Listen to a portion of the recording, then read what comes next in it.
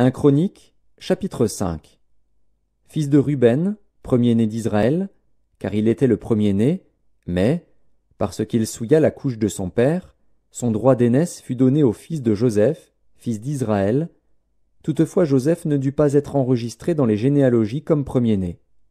Juda fut, à la vérité, puissant parmi ses frères, et de lui est issu un prince, mais le droit d'aînesse est à Joseph. Fils de Ruben, premier-né d'Israël, Enoch, Palu, Hetzron et Carmi. Fils de Joël, Shemaéja, son fils, Gog, son fils, Shimei, son fils, Miché, son fils, Réaja, son fils, Baal, son fils, Béhéra, son fils, que Tilgat-Pilnézer, roi d'Assyrie, emmena captif. Il était prince des Rubénites. Frères de Béhéra, d'après leur famille, tels qu'ils sont enregistrés dans les généalogies selon leur génération: le premier, Jéhiel, Zacharie, Béla, fils d'Azaz, fils de Shéma, fils de Joël.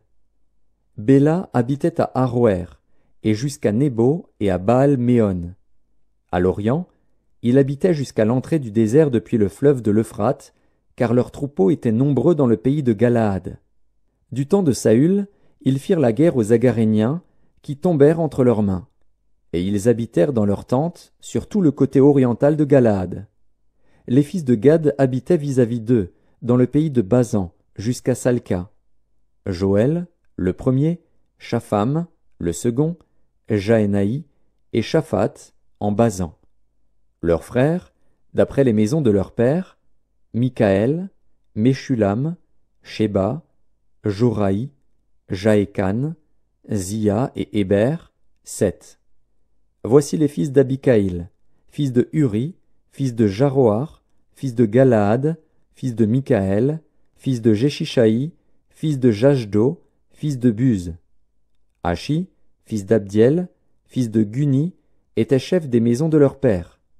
Ils habitaient en Galaad, en Basan, et dans les villes de leur ressort, et dans toutes les banlieues de Saron jusqu'à leurs extrémités.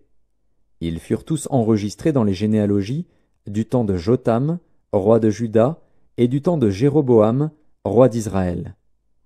Les fils de Ruben, les Gadites et la demi-tribu de Manassé avaient de vaillants hommes, portant le bouclier et l'épée, tirant de l'arc, et exercés à la guerre, au nombre de 44 760, en état d'aller à l'armée.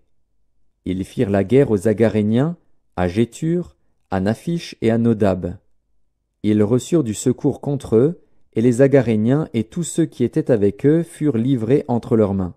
Car, pendant le combat, ils avaient crié à Dieu, qui les exauça, parce qu'ils s'étaient confiés en lui. Ils prirent leurs troupeaux, 50 000 chameaux, 250 000 brebis, 2 000 ânes et 100 000 personnes. Car il y eut beaucoup de morts, parce que le combat venait de Dieu. Et ils s'établirent à leur place jusqu'au temps où ils furent emmenés captifs. Les fils de la demi-tribu de Manassé habitaient dans le pays, depuis Basan jusqu'à Baal-Hermon et à Sénir, et à la montagne d'Hermon. Ils étaient nombreux. Voici les chefs des maisons de leurs pères: Épher, Jishéi, Éliel, Azriel, Jérémie, Hodavia et Jagdiel, vaillants hommes, gens de renom, chefs des maisons de leurs pères. Mais ils péchèrent contre le Dieu de leur père, et ils se prostituèrent après les dieux des peuples du pays, que Dieu avait détruits devant eux. Le Dieu d'Israël excita l'esprit de Pul, roi d'Assyrie, et l'esprit de Tilgat-Pilnézer, roi d'Assyrie, et Tilgat-Pilnézer emmena captifs les Rubénites, les Gadites et la demi-tribu de Manassé, et il les conduisit à Chalar, à Kabor, à Hara et au fleuve de Gozan, où ils sont demeurés jusqu'à ce jour.